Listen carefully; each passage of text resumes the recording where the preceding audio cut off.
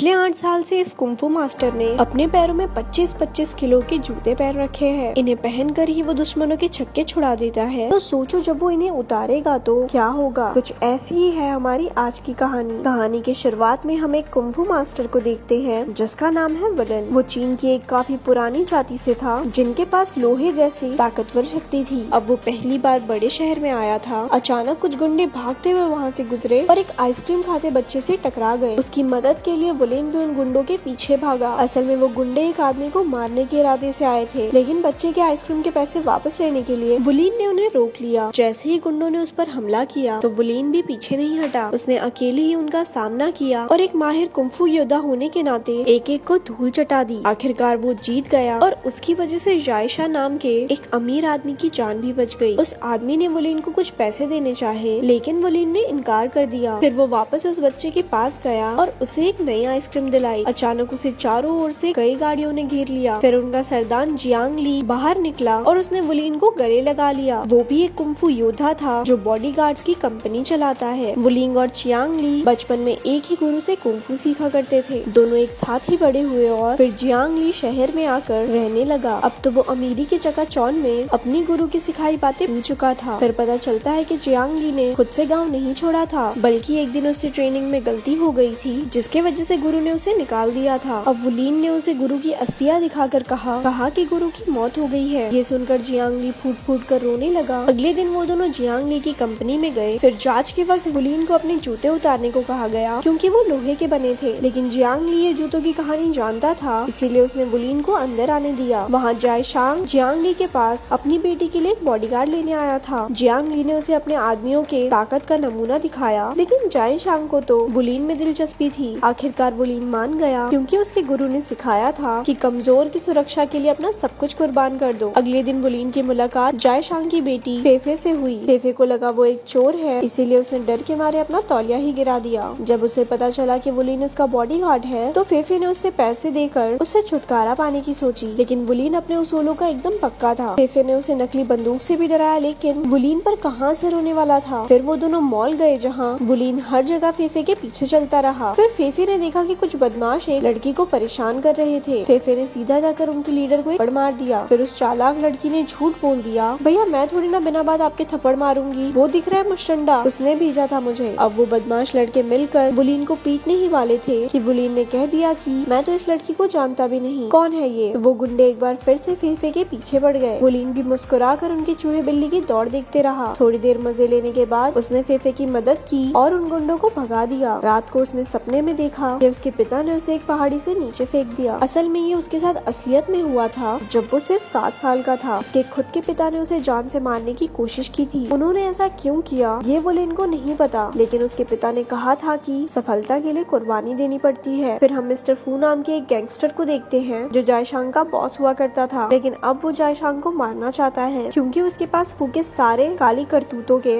सबूत थे। तभी एक ज्योतिषी ने बताया कि फू की मौत जल्दी ही होने वाली है। ये सुनते ही फू ने उसे गुस्से में गोली मार दी। अगर ये पहले अपना भविष्य देख लिया होता तो ऐसी बकवास ना करता ये गैंगस्टर के आगे। अगले दिन वुलन और फेफे एक रेस्टोरेंट में गए। फेफे खाना खा रही थी और वुलन उसके पास खड़ा सब पर नजर रख रहा था। अचानक उसने एक वेट्रेस को पकड़ लिया क्योंकि वुलन के मुताबिक वो फेफे को मारने वाली थी। फेफे गुस्सा होकर बाथरूम चली गई, लेकिन वुलन उसे जबरदस्ती बाहर ले आया। घर लौटते हुए उन दोनों में फिर से झगड़ा हो गया। तभी कुछ आदमियों को लगा कि वुलन उस लड़की को बिना बात के परेशान कर रहा है, तो वो फेफे को बचाने आ पहुँचे। मौके का फायदा उठाकर फेफे भाग निकली, लेकिन उसे उसी वेट्रेस ने किडनैप कर लिया। वुलन का शक एकदम सही था। उसने तुरंत गाड़ी का पीछा किया और एक ब्रिज से कूदकर गाड़ी के ऊपर पहुंच गया, लेकिन वो वहां बैलेंस नहीं बना पाया और नीचे गिर पड़ा। दूसरी बार तो वो सामने से ही गाड़ी पर कूद गया। उसने उन नकाबपोश गुंडों का बहादुरी से सामना किया और फेफे को बचाकर सही सलामत घर ले आया। घर पहुंचकर फेफे ने पूछा, तुम्हें कैसे पता चला कि वो वेट्रेस मुझे किडनैप करने आई थी। वुलन ने बताया कि एक इंसान मुंह से तो झूठ बोल सकता है, लेकिन उसकी चाल ढाल देखकर ही ये बताया जा सकता है कि उसके असली इरादे क्या है। फिर फेफे ने बताया कि बचपन से ही उसके बहुत से बॉडीगार्ड्स रहे हैं। उसे कभी अपने मन की चीजें करने की आजादी नहीं मिली, तभी से उसे बॉडीगार्ड से नफरत हो गई, लेकिन वुलन उसे बाकियों से अलग लगता है। फिर रात को सोने से पहले फेफे ने अपने परिवार की तस्वीर देखी और अपनी माँ को याद करके रोने लगी। उधर गैंगस्टर फू ने अपने एक आदमी को जियांग ली के पास भेजा। फू जियांग ली की मदद से जायशांग का काम तमाम करना चाहता था। हालांकि जियांग ली को ये कुछ ठीक नहीं लगा, लेकिन फिर फिर भी वो मान गया। असल में जब जियांग ली ने पहली बार इस शहर में कदम रखा था तो मिस्टर फू ने ही उसे खाना खिलाया और उसका बिजनेस खोलने में उसकी मदद भी की, तो वो अपने आप को फू के एहसानों तरह दबा महसूस करता था। इसके बाद अगले दिन जियांग ली वुलिन से मिला